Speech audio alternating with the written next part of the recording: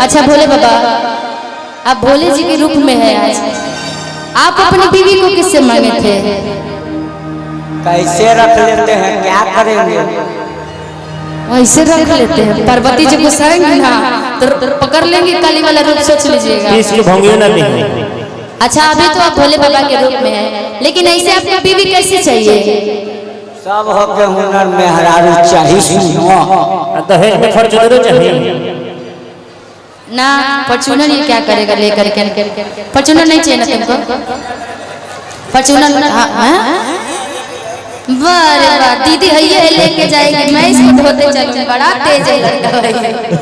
लेकिन ऐसे कहता है क्या कि सब हो के हुनर में हरारू चाहिए सुना, कि भोला पूजी रावुर को कि चाहिए चंदा चको नहीं दहेज में मांगिला फॉर्च्यूनर।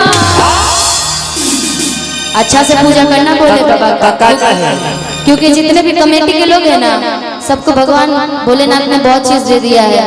आज देखो इतनी बड़ी कार्यक्रम वो लोग करवा रहे हैं, तुम भी अच्छा से पूजा करोगे तो कल को तुमको भी भगवान अच्छा से बीवी देंगे, अच्छा नौकरी दोगे, नौकरी मांगोगे तो नौकरी मिल जाएगी, अब बीवी मांगोगे तो बीवी मिल जाएगी। ठीक ठीक प्यार से पूजा करना, करोगे ना मन लगा के। कि सब हो के हुनर में हरारू चाहिए सोना, सब हो के हुनर में हरारू चाहिए सोना, भोला पूजी रावुर को चाहिए चंदा चको, भोला पूजी रावुर को चाहिए चंदा चको नहीं दहेज में मांगिला फॉर्च्यूनर। सब का चाहिए। आप लोगों को बीवी कैसी चाहिए? कैमरा वाले भैया लोग कैसे चाहिए? नहीं चाहिए पक्का? ये जिंदगी भर बाने रहे। सोच लेना, भोले बाबा है, भोले बाबा बहुत भोले हैं। कैमरे वाले भाई जितने हैं इनको बीवी नहीं चाहिए, भोलेनाथ ध्यान देना इन सभी पे। हो गया शादी इसीलिए ना हंस रहे हो, जो नहीं हुआ उसके बारे में तो सोच लिया करो, बेदर्द आदमी धोखेबाज। कि सब हो के हुनर में हरारू चाहिए सोना, सब हो के हुनर में हरारू चाहिए सोना, भोला पूजी रावुर को चाहिए चंदा चको, भोला पूजी रावुर को चाहिए चंदा चको नहीं दहेज में मांगिला फॉर्च्यूनर। सब हो के हुनर में हरारू चाहिए सोना, सब हो के हुनर में हरारू चाहिए सोना,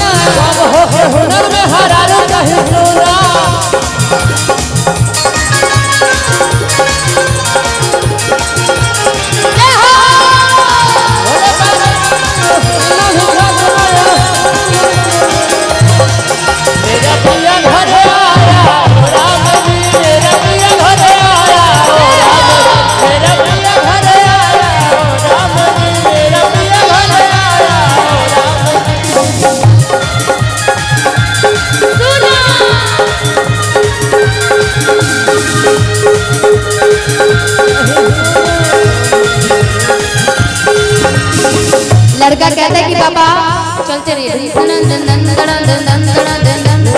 लड़का कहता है कि पापा यदि मेरी बीवी सुंदर होगी, जैसे हमारे सारे म्यूजिशियन वाले भाई की शादी हो ही गई, इसका नहीं होगा, बस नहीं हुआ ना। तुम्हारे जैसा लड़का कहता है क्या? जदी में हरारू हम प्यारी होती जी, जदी में हरारू हम प्यारी होती जी, रावुर मंदिर के चौठारी होती जी, जदी में हरारू हम प्यारी होती जी, रावुर मंदिर के चौठारी होती जी।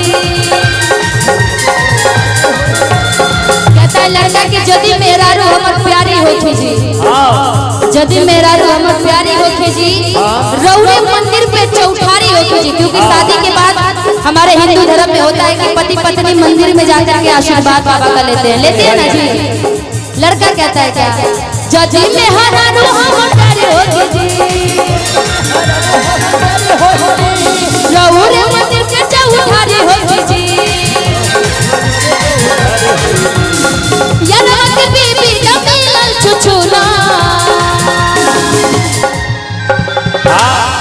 यरवा के बीबी तब मिलल छुछुंदर। छुछुनर। ठीक, ध्यान रखना वरना वो वाले गाने भी हो जाएगी कि बेल के पतैया पे कर